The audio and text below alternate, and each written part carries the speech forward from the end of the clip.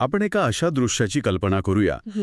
एक अतिशय भीषण रणांगण, चारी बाजूनी गोळीबार सुरू आहे. हो, आणि कानाचे पडदे फाडणारे स्फोटांचे आवाज येत आहेत. नक्कीच. आणि हवेत मृत्यूची टांगती तलवार आहे. धूळ आणि धुरामुळे समोरचं काही धड दिसत नाहीये. अगदी बरोबर. अशा या जीवघेण्या आणि अत्यंत तणावाच्या वातावरणात अचानक एक भयानक चूक घडते. हो, एक अशी चूक जी कोणत्याही युद्धभूमीवर कधीच घडू नये. म्हणजे संपर्काचा पूर्ण अभाव आणि परिस्थितीचा प्रचंड गोंधळ यामुळे स्वतःच्याच बाजूच्या म्हणजे मित्रराष्ट्राच्या सैनिकांवर गोळीबार होतो. बापरे, ज्याला लष्करी भाषेत आपण फ्रेंडली फायर म्हणतो. हो ना. हो, अगदी तेच. आणि जेव्हा तो धुराळा खाली बसतो तेव्हा वरिष्ठ अधिकाऱ्यांसमोर या भयंकर चुकीची चौकशी सुरू होते. आता विचार करूया अशा परिस्थितीत जिथे माणसाची संपूर्ण कारकीर्द आणि कदाचित त्याचं स्वातंत्र्यही पणाला लागलेलं असतो, तिथे एक सामान्य माणूस काय करेल? साहजिकच आहे, तो परिस्थितीला दोष देईन. हो ना. म्हणजे तो म्हणेल की आमची संवाद यंत्रणा बिघडली होती किंवा इराकी सैनिकांनी जागा बदलली होती. किंवा माझ्या हाताखालील सैनिकांनी माझे आदेश नीट पाळले नाहीत. अगदी बरोबर. स्वतःला वाचवण्यासाठी तो अनेक कारणे पुढे करेल. कारण मानवी स्वभाव बहुधा असाच असतो. म्हणजे जेव्हा एखादं मोठं अपयश येतं तेव्हा आपण नकळतपणे बचावात्मक पवित्रा घेतो. हो, ही माझी चूक नाही हे सिद्ध करण्यासाठी आपण आजूबाजूच्या परिस्थितीकडे बोट दाखवतो. बरोबर. पण जर त्या माणसाने तसं न करता कोणाकडेही बोट न दाखवता त्या संपूर्ण अपयशाचा 100% दोष स्वतःवर घेतला तर? हा खूपच वेगळा विचार आहे. हो. आणि आजच्या या चर्चेत आपण एका अशा वैचारिक दृष्टिकोनावर बोलणार आहोत जो कोणत्याही वातानुकूलित कॉर्पोरेट कार्यालयात किंवा पुस्तके सेमिनारमध्ये तयार झालेला नाहीये. नक्कीच नाही. हा दृष्टिकोन युनायटेड स्टेट्सच्या नेव्ही सील अधिकारी जोको विलिंग आणि लीफ बेबिन यांच्या प्रत्यक्ष अनुभवांवर आधारित आहे. ज्याला ते एक्स्ट्रीम ओनरशिप किंवा टोकाची जबाबदारी असं म्हणतात. आज आपण या सैनिकांच्या रक्ताने लिहिलेल्या धड्यांचं सखोल विश्लेषण करणार आहोत. आणि आपला मुख्य उद्देश हा आहे की हे धडे आपल्या दैनंदिन आयुष्यात आणि नेतृत्वात कसे लागू पडतात ही समजून घेणे. आणि यासाठी या चर्चेची पार्श्वभूमी समजून घेणं खूप गरजेचं आहे. मी सांगते, 2006 साली इराकच्या रमादी शहरात जे युद्ध झाले तिथे या संपूर्ण विचारांची खऱ्या अर्थाने कसोटी लागली. रमादी? ते शहर तर अल कायदाचे सर्वात मोठे आणि हिंसक केंद्र बनलं होतं की नाही? हो, अगदी भयानक परिस्थिती होती तिथे.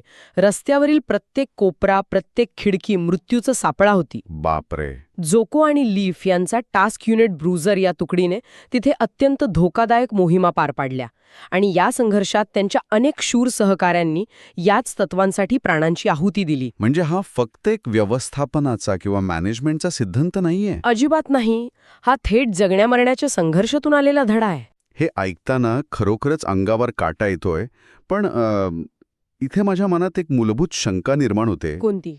एखाद्या हॉलिवूडच्या ॲक्शन चित्रपटासारखी वाटणारी ही लष्करी कथा आपल्यासारख्या सामान्य माणसांच्या आयुष्याचा किंवा कॉर्पोरेट विश्वाचा आरसा कशी बनू शकते? अच्छा, म्हणजे तुम्हाला त्यांच्यातली तफावत जाणवतीये? हो ना. म्हणजे युद्धभूमीवरील नियम आणि आपल्या सामान्य कार्यालयातील नियम यात तर जमीन आसमानाचा फरक असतो. तिथे थेट जीव पणाला लागलेला असतो आणि आपल्याकडे जास्तीत जास्त एखादा प्रोजेक्ट हातातून जातो. त्यांचे धडे आपल्याला कसे उपयोगी पडतील? वरवर पाहता रणांगण आणि कार्यालय यात खूप मोठा फरक वाटतो, हे खरं आहे. पण या दोन्ही ठिकाणचा सामायिक दुवा कोणता असेल तर तो म्हणजे माणसाचा स्वभाव. माणसाचा स्वभाव म्हणजे कसं? म्हणजे बघा, जेव्हा तणाव वाढतो किंवा एखादी योजना फसते तेव्हा माणसाचा मेंदू एकाच पद्धतीने काम करतो. मग तो इराकच्या युद्धभूमीवर असो किंवा मुंबईच्या एखाद्या कॉर्पोरेट मीटिंगमध्ये असो. अच्छा, म्हणजे भीती आणि तणावाची प्रतिक्रिया सगळीकडे सारखीच असते. अगदी बरोबर. रणांगणावर ज्या तत्वांनी या सैनिकांना जिवंत ठेवले त्याच तत्वांनी मानवी समूहाला एकत्र बांधून ठेवण्याचे मार्गही दाखवले आहेत. चला तर मग हे एक्स्ट्रीम ओनरशिप नक्की काय प्रकरण आहे ते नीट समजून घेऊया. हो, नक्कीच. मगाशी आपण ज्या फ्रेंडली फायरच्या प्रसंगाचा उल्लेख केला तिथे परत जाऊया. एका गुंतागुंतीच्या मोहिमेत नेव्ही सील स्नायपरकडून इराकी सैनिकांवरच गोळीबार होतो. हो, आणि जेव्हा चौकशी समिती बसते तेव्हा तांत्रिकदृष्ट्या अनेकांच्या चुका झालेल्या असतात हे स्पष्ट होतं. पण तुकडीचा कमांडर सर्वांसमोर उभा राहतो आणि म्हणतो की मी कमांडर आहे आणि या संपूर्ण अपयशाला फक्त मी जबाबदार आहे. हो, तो स्वतःवर पूर्ण दोष घेतो. आता मला एक व्यावहारिक प्रश्न विचारायचा आहे. तांत्रिकदृष्ट्या इतरांच्या चुका स्पष्ट दिसत असतानाही स्वतःवर दोष घेणे ही एक प्रकारची व्यावसायिक आत्महत्या नाही का? तसं वाटणं अगदी साहजिक आहे. म्हणजे कॉर्पोरेट जगात जर कुणी असं केलं तर HR विभाग त्याला लगेच नोकरीवरून काढून टाकेल. या कमांडरला या कृतीमुळे शिक्षा नाही का झाली? नाही, आणि यामागील मानसशास्त्र खूप वेगळीकडे जातं. जेव्हा एखादा नेता स्वतःवर दोष घेतो तेव्हा तिथे एक अत्यंत प्रभावी मानसिक बदल घडतो. कसा बदल? जर त्या कमांडरने आपल्या हाताखालील सैनिकांना किंवा इतर तुकड्यांना दोष दिला असता तर काय झाले असते याचा विचार करा. साहजिकच प्रत्येकानं स्वतःला वाचवण्यासाठी कारणे शोधली असती. अगदी. म्हणजे कोणीतरी म्हटलं असतं मला रेडिओवर आवाज आला नाही, किंवा दुसऱ्याने सांगितलं असतं की माझ्याकडे चुकीचा नकाशा होता. बरोबर. आणि यामुळे मूळ समस्या बाजूलाच राहिली असती. पण जेव्हा नेता म्हणतो की ही माझी चूक आहे कारण मी तुम्हाला परिस्थितीची स्पष्ट कल्पना देऊ शकलो नाही. अच्छा, म्हणजे तो स्वतःच्या संवादातील त्रुटी मान्य करतो. हो. आणि त्यामुळे हाताखाली लोकांची बचावात्मक वृत्ती, ज्याला आपण डिफेन्सिव्हनेस म्हणतो, ती क्षणात गळून पडते. बापरे, हे खूपच लॉजिकल आहे. म्हणजे कुणालाही स्वतःचा बचाव करण्यासाठी खोटे बोलण्याची गरजच भासत नाही. हो ना. आणि या एका कृतीमुळे संपूर्ण संघाची ऊर्जा कोणाला दोष द्यायचा यावरून पुन्हा अशी चूक होऊ नये म्हणून प्रक्रिया कशी सुधारायची यावर केंद्रित होते. म्हणजे दोष देण्यापेक्षा सोल्युशन शोधण्यावर भर दिला जातो. अगदी बरोबर. आणि आश्चर्याची गोष्ट म्हणजे या कमांडरला नोकरीवरून काढले गेले नाहीत, तर उलट त्याच्या वरिष्ठांचा आणि सहकाऱ्यांचा त्याच्यावरील विश्वास अधिकच दृढ झाला. कारण त्यांना समजले की हा माणूस अपयश लपवणारा नसून ते सुधारण्याची ताकद ठेवणारा नेता आहे. अगदी तसंच. हे खरोखरच चक्रावून टाकणार आहे. पण हे सगळं शांत वातावरणात किंवा तत्वज्ञान म्हणून ऐकायला खूप छान वाटतं. म्हणजे तुम्हाला प्रॅक्टिकल अडचण वाटते का यात काही? हो, आपण प्रॅक्टिकली विचार करूया.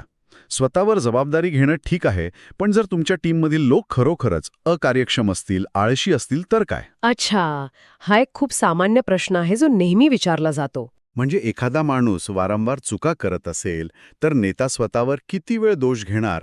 टोकाची जबाबदारी स्वीकारणे म्हणजे लोकांची अकार्यक्षमता सहन करत बसणे असा त्याचा अर्थ होतो का? हा एक अतिशय महत्वाचा गैरसमज आहे जो दूर व्हायलाच हवा. जबाबदारी घेणे म्हणजे अकार्यक्षमता खपावून घेणे अजिबात नव्हे. मग याचा खरा अर्थ काय आहे? यासाठी आपण सील्सच्या हेल्विक प्रशिक्षणाचे एक उत्तम उदाहरण पाहूया. हे लष्करी जगातील सर्वात अमानुष आणि कठीण प्रशिक्षण मानले जाते. हो, मी वाचलंय त्याबद्दल. सलग 72 तास झोप नाही, गोठवणाऱ्या थंड समुद्राचं पाणी आणि डोक्यावर जड ओंडके उचलणे, अंगाला घासणारी वाळू. बापरे, माणसाच्या शारीरिक आणि मानसिक सहनशीलतेची ती अंतिम परीक्षाच असते. हो. याच हेल्विकमध्ये रबरी होड्यांच्या शर्यती होतात. तिथे बोट क्रू 6 नावाचा एक संघ होता जो सातत्याने प्रत्येक शर्यतीत हारत होता. म्हणजे ते सतत शेवटचे येत होते? हो. ते सगळे शारीरिकदृष्ट्या खचले होते, एकमेकांना शिव्या देत होते आणि स्वतःच्या अपयशाचा दोष एकमेकांवर ढकलत होते. अशी टीम तर कुठेच टिकू शकणार नाही. त्यांच्या जुन्या नेत्याची अशी खात्रीच झाली होती की आपला संघच मुळात कमकुवत आहे आणि आपण जिंकूच शकत नाही. मग पुढे काय झालं? अशा वेळी प्रशिक्षकांनी एक धाडसी प्रयोग केला. त्यांनी सतत प्रथम येणाऱ्या बोट क्रू 2च्या नेत्याला या हरणाऱ्या क्रू 6 मध्ये पाठवले. आणि क्रू 6च्या नेत्याला जिंकणाऱ्या क्रू 2 मध्ये पाठवले. पण थांबा, मला हे नीट समजून घेऊ द्या. हो, विचारा ना. जर त्या क्रू 16 मध्ये खरोखरच शारीरिकदृष्ट्या कमकुवत किंवा थकलेले लोक असतील तर नुसता नेता बदलून ते रातोरात शर्यत कसे जिंकू शकतात? इथे तर थेट शारीरिक ताकदीचा प्रश्न आहे ना. तिथेच तर नेतृत्वाची खरी जादू आहे. नव्या नेत्याने त्यांच्या जागी जाऊन स्वतः वल्ले मारले नाहीत. त्याने सर्वात आधी काय केले? काय केले? त्याने त्यांच्यातील आपापसातील भांडणे आणि एकमेकांना दोष देणे थांबवले. जुन्या नेत्याची आपण हरणारच आहोत ही पराभूत मानसिकता संपूर्ण संघाला खाली खेचत होती. अच्छा, म्हणजे प्रॉब्लेम शरीरात नव्हता तर डोक्यात होता. अगदी बरोबर. नव्या नेत्याने कोणतीही सबब सांगितली नाही. त्याने संघाला एका लयीत काम करायला शिकवले आणि आपण जिंकू शकतो हा विश्वास त्यांच्यात पेरला. आणि निकाल काय लागला? निकाल असा लागला की तोच हरणारा, निराश झालेला क्रू 6 संघ नव्या नेत्याच्या नेतृत्वाखाली अचानक शर्यती जिंकू लागला. अरे वा, म्हणजे माणसे तीच होती, होडी तीच होती, लाटा त्याच होत्या, फक्त नेता बदलला होता. हो, यातून हेच सिद्ध होतं की खराब संघ नसतात, फक्त खराब नेते असतात. पण तरीही माझा तो आधीचा प्रश्न उरतोच. जर एखादा कर्मचारी अपयशी ठरतच असेल तर नेत्याने काय करायचे? तिथेही जबाबदारी नेत्याचीच असते. जर एखादा कर्मचारी अपयशी ठरत असेल तर त्याला योग्य प्रशिक्षण देणे ही नेत्याची जबाबदारीच असते. म्हणजे त्याला आवश्यक ती सर्व साधने पुरवणे? हो, पण हे सर्व करूनही, वारंवार संधी देऊनही जर तो सुधारत नसेल तर त्याला कामावरून काढण्याची जबाबदारीही नेत्याचीच असते. अच्छा, म्हणजे मी त्याला शिकवलं पण तो ऐकत नाही असं म्हणून जबाबदारी झटकता येत नाही? अजिबात नाही. संघाच्या हितासाठी तो कठोर निर्णय घेणे हे देखील टोकाची जबाबदारी स्वीकारण्याचेच एक रूप आहे. हे खूपच स्पष्ट झालं. म्हणजे आधी शिकवा, दिशा दाखवा आणि तरीही नाहीच सुधारणा झाली तर कडक पाऊल उचला.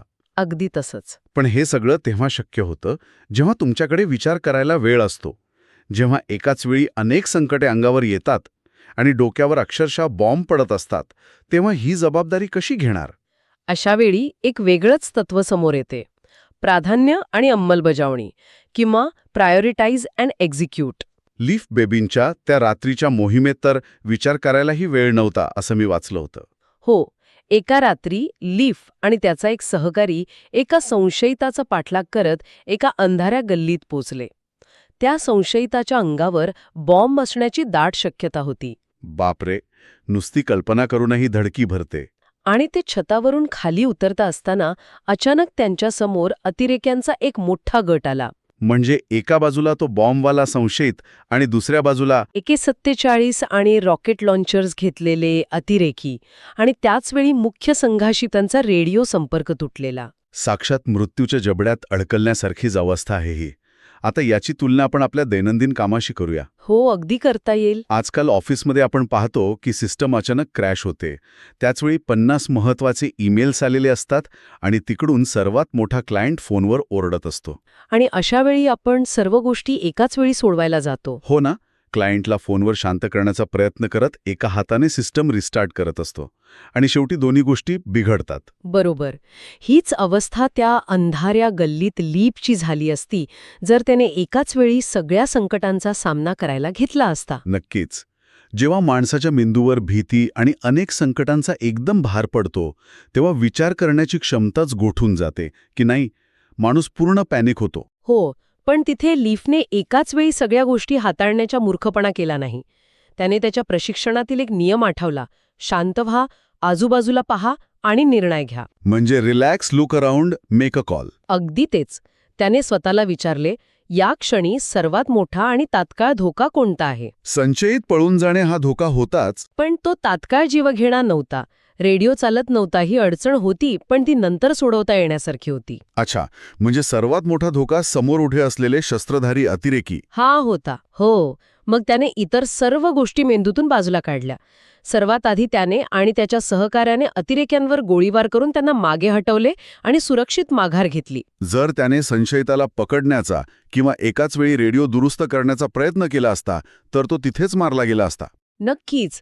म्हणूनच जेव्हा अनेक संकटे चारी बाजूंनी घेरतात तेव्हा सर्वात मोठ्या समस्येला प्राधान्य देणे आणि ती आधी सोडवणे हाच जिवंत राहण्याचा आणि यशस्वी होण्याचा मार्ग आहे. हे खूपच प्रॅक्टिकल आहे. पण मला वाटतं संकटांना प्राधान्य देणे तेव्हा शक्य होतं जेव्हा तुमची मूळ योजना साधी असते. अगदी बरोबर. जर योजनेतच खूप गुंतागुंत असेल तर कोणता धोका मोठा हे ठरवण्यातच वेळ निघून जाईल. आणि म्हणूनच या साहित्यातील पुढची 2 तत्वे अत्यंत महत्वाची ठरतात. साधेपणा आणि कव्हर अँड मूव्ह. साधेपणा म्हणजेच सिम्प्लिसिटी. हो, कोणतीही योजना जितकी गुंतागुंतीची असते तितकी ती तणावाच्या वेळी अपयशी होण्याची शक्यता जास्त असते. योजनेतील प्रत्येकाला आपले काम अगदी साध्या भाषेत समजलेलं असले पाहिजे. आणि ते कव्हर अँड मूव्ह म्हणजे काय? ही एक लष्करी रणनीती आहे जिथे एक गट शत्रूवर गोळीबार करून त्यांना डोकंवर काढू देत नाही, ज्याला कव्हर म्हणतात, जेणेकरून दुसरा गट सुरक्षितपणे पुढे जाऊ शकतो, म्हणजे मूव्ह. अच्छा, म्हणजे एकमेकांना सांभाळून पुढे जाणं. हो. एका मोहिमेत लीफला आपल्या तुकडीला एका धोकादायक इमारतीतून सुरक्षित बाहेर काढायचे होते. तो त्या नियोजनात इतका व्यग्र झाला की त्याला टनल विजन आले. टनल विजन म्हणजे एकाच गोष्टीवर इतके लक्ष केंद्रित करणे की आजूबाजूचे भानच हरपून जाणे. हो ना? हो, तो फक्त स्वतःच्याच तुकडीचा विचार करत होता आणि त्या नादात तो जवळच असलेल्या दुसऱ्या स्नायपर तुकडीची मदत घ्यायलाच विसरला. बापरे. जर त्याने त्यांना कव्हर द्यायला सांगितले असते तर त्याची तुकडी अधिक सुरक्षितपणे बाहेर पडू शकली असती. हो, सुदैवाने काही वाईट घडले नाही. पण ही एक जीवघेणी चूक ठरू शकली असती. हे ऐकताना मला कॉर्पोरेट जगातील सायलो मानसिकतेची आठवण येते. सायलो मानसिकता म्हणजे कसं? म्हणजे बऱ्याचदा असं होतं की प्रत्येक विभाग फक्त स्वतःच्या टार्गेटचा विचार करतो. सेल्स टीमला वाटतं की मार्केटिंगवाले नुसते पैसे उडवतात. आणि मार्केटिंगला वाटतं सेल्सवाले नीट काम करत नाही. अगदी तसंच. आणि HR विभाग तर एखाद्या वेगळ्याच बेटावर काम करत असल्यासारखा वावरतो. हे म्हणजे स्वतःच्याच विश्वात कुरफडून जाणं नाही का? कॉर्पोरेटमध्ये हे कव्हर अँड मूव्ह कसं काम करतं? हा अगदी अचूक दृष्टांत आहे. व्यवसायात कव्हर अँड मूव्ह म्हणजे परस्पर सहकार्य. जर तुमची ऑपरेशन्स टीम उत्पादनाची आणि वितरणाची बाजू अत्यंत निर्दोषपणे सांभाळत असेल, म्हणजे ते कव्हर देत असतील. हो, तर तुमची सेल्स टीम कोणतीही चिंता न करता आक्रमकपणे नवीन क्लायंट शोधू शकते, म्हणजे मूव्ह करू शकते. पण जर सेल्स टीमला ऑपरेशन्स टीमच्या कामावर विश्वास नसेल तर ते सतत मागे वळून बघण्यातच वेळ घालवतील. नक्कीच, तू विरुद्ध मी अशी भावना इथे कामाची नाही. आपण विरुद्ध समस्या अशी मानसिकता लागते. खरंच, आपण सगळे एकाच जहाजाचे प्रवासी आहोत हे बऱ्याचदा विसरायला होतं. पण आता आपण अशा एका मुद्द्याकडे वळणार आहोत जो ऐकायला खूप विरोधाभासी वाटतो. कोणता मुद्दा? हे सगळे नियम आणि सहकार्य अंमलात आणण्यासाठी एक अशी गोष्ट लागते जी वरवर पाहता आपल्याला बंधनांसारखी वाटते, पण तीच खरी मुक्ती देते. शिस्त म्हणजे स्वातंत्र्य किंवा डिसिप्लिन इक्वल्स फ्रीडम. अच्छा, हो. आता हे मला थोडं विचित्र वाटतं. शिस्त आणि स्वातंत्र्य हे तर विरुद्धार्थी शब्द आहेत ना. शिस्त म्हणजे रोज तेच ते नियम पाळणे, एक प्रकारचा पिंजरा वाटतो. हो, अनेकांना तसंच वाटतं. मग शिस्त माणसाला मुक्त कशी काय करू शकते? हा विरोधाभास समजायला थोडा कठीण वाटतो खरा, पण तो मानवी मेंदूच्या कॉग्निटिव्ह लोड किंवा विचार करण्याच्या क्षमतेशी जोडलेला आहे. Cognitive load? हो, म्हणजे माणसाच्या मेंदूची एका वेळी नवीन गोष्टींवर विचार करण्याची क्षमता मर्यादित असते. आता युद्धभूमीची कल्पना करा. तिथे जर सैनिकाच्या अंगी शस्त्रे हाताळण्याची कडक शिस्त नसेल तर त्याला प्रत्येक छोट्या गोष्टीसाठी विचार करावा लागेल. म्हणजे माझी मॅगझिन कुठे किंवा मी बंदूक रिलोड कशी करू? अगदी बरोबर. म्हणजे त्याची बरीचशी मानसिक ऊर्जा आणि वेळ या साध्या गोष्टींमध्येच खर्च होईल आणि तो खऱ्या धोक्याकडे लक्ष देऊ शकणार नाही. हो, पण जर ही शिस्त त्याच्या अंगवळणी पडलेली असेल, मसल मेमरी तयार झालेली असेल, तर त्या मूलभूत गोष्टींवर विचार करण्याची त्याची ऊर्जा वाचते. आणि ती वाचलेली अमूल्य ऊर्जा तो शत्रू कुठे लपला आहे, डावपेच काय आखावेत यावर विचार करण्याच्या स्वातंत्र्यासाठी वापरू शकतो. अगदी अचूक. आत्ता मला याचा अर्थ पूर्णपणे उलगडला. म्हणजे दैनंदिन आयुष्याशी याची सांगड घातली तो रोज सकाळी लवकर उठण्याची आणि व्यायाम करण्याची कडक शिस्त आपण पाळली तर आपल्याला भविष्यात आजारांच्या चिंतेतून स्वातंत्र्य मिळते. खरंच की. किंवा जर कंपनीत कामाची पद्धत अत्यंत शिस्तबद्ध असेल तर नवीन संकट आल्यावर तुमचा वेळ त्या छोट्या गोष्टी सोडवण्यात जात नाही. हो, शिस्त ही माणसाला बांधून ठेवत नाही, तर ती एका मोठ्या स्वातंत्र्याचा पाया रचते. क्या बात है. आता आपण या संपूर्ण चर्चेच्या एका अत्यंत नाजूक पण सर्वांच्या जिव्हाळ्याच्या वळणावर आलो आहोत. अच्छा, आपण हाताखालील लोकांच्या स्वतःच्या शिस्तीबद्दल बोललो, पण जर आदेश देणारे वरिष्ठ अधिकारी चुकीचे असतील तर काय? हा तर जगातील प्रत्येक कर्मचाऱ्यांचा आवडता विषय आहे. हो ना. जगातील प्रत्येक कार्यालयात कॉफी मशीनजवळ माझ्या बॉसला काहीच समजत नाही, तो पूर्णपणे मूर्ख आहे, हे वाक्य हमखास ऐकायला मिळतं. नक्कीच. जेव्हा वरिष्ठांकडून अव्यवहारिक किंवा चुकीचे आदेश येतात तेव्हा त्यांच्या नावाने खडे फोडणे सर्वात सोपे असते. अशावेळी एखाद्याने स्वतःच्या बॉसच्या चुकीच्या निर्णयाची जबाबदारी स्वतःवर कशी आणि का घ्यावी, यात तर त्या कर्मचाऱ्याचा काहीच दोष नसतो ना. याला साखळीच्या वरच्या दिशेने नेतृत्व किंवा leading up the chain of command असे म्हटले आहे. इथे सर्वात मोठा अडथळा असतो तो म्हणजे आपला अहंकार किंवा इगो. तो कसं काय? जेव्हा वरिष्ठांकडून चुकीचे आदेश येतात तेव्हा आपण चिडतो आणि त्यांना दोष देतो. पण टोकाची जबाबदारी सांगते की बॉस काही आकाशातून पडलेला नसतो. जर त्याला जमिनीवरची परिस्थिती समजत नसेल तर त्याला ती योग्य प्रकारे समजावून न सांगता येणे हे आपले स्वतःचे अपयश मानायला हवे. म्हणजे तुम्ही म्हणताय की बॉसला सत्य परिस्थितीची जाणीव करून देणे ही माझी जबाबदारी आहे. होय. पण बऱ्याचदा बॉस ऐकूनच घेत नाही, तिथे काय करायचे? तिथेच तर स्वतःचा अहंकार बाजूला ठेवावा लागतो. मला सगळं समजतं आणि त्याला काहीच कळत नाही, ही भावना सोडून द्यावी लागते. अच्छा, म्हणजे संवादाचा मार्ग बदलावा लागतो. हो, बॉसला कोणत्या भाषेतील माहिती समजते, त्याला कोणते आकडे हवे आहेत, हे ओळखून त्याच्याशी संवाद साधावा लागतो. जर तुम्ही त्याला विश्वासात घेऊन परिस्थिती समजावून सांगितली, आणि असं स्पष्ट केलं की तुम्ही सांगितलेले उद्दिष्ट गाठण्यासाठी मला या साधनांची गरज आहे. तर कोणताही शहाणा बॉस योग्य निर्णय घेईल. वरिष्ठांना दोष देणं सोपं आहे, पण त्यांना योग्य माहिती पुरवून निर्णय प्रक्रियेत मदत करणे हे खऱ्या नेतृत्वाचे लक्षण आहे. खरंच, अहंकार ही ती अदृश्य भिंत आहे जी आपल्याला आपली चूक मान्य करण्यापासून रोखत असते. आपण नेहमी दुसऱ्याला बदलण्याचा प्रयत्न करतो, पण स्वतःची संवाद कौशल्य सुधारण्याकडे लक्ष देत नाही. अगदी बरोबर.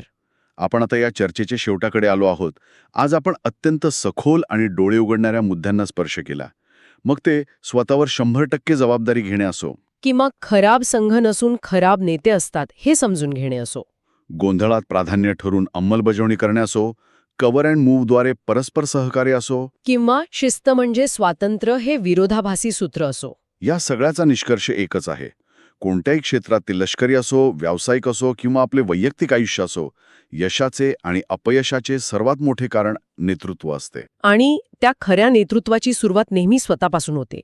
जेव्हा काही बिघडते तेव्हा खिडकीतून बाहेर बघून इतरांना दोष देण्याऐवजी आरशात बघून स्वतःला प्रश्न विचारण्याची गरज असते.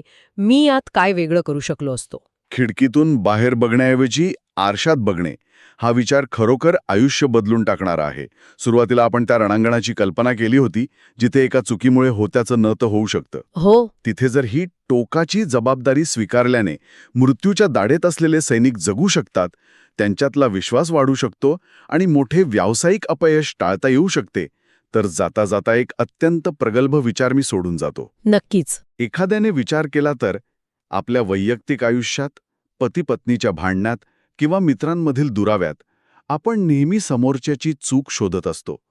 पण जर आपला तो खोटा इगो बाजूला ठेवून आरशात बघून केवळ इतकेच म्हटले की यात माझीही चूक आहे आणि ती मी सुधारणार आहे, तर ती नाती किती झपाट्याने बदलतील. ज्या दिवशी आपण आपल्या जगातील प्रत्येक गोष्टीची, प्रत्येक परिणामाची 100% जबाबदारी घेऊ, त्याच दिवशी खऱ्या अर्थाने आपले आयुष्य बदलेल. जर तुम्हाला हा व्हिडिओ आवडला असेल तर लाईक करा, शेअर करा आणि अशाच आणखी पुस्तके आणि कल्पनांसाठी किताब सारला सबस्क्राईब करा. धन्यवाद.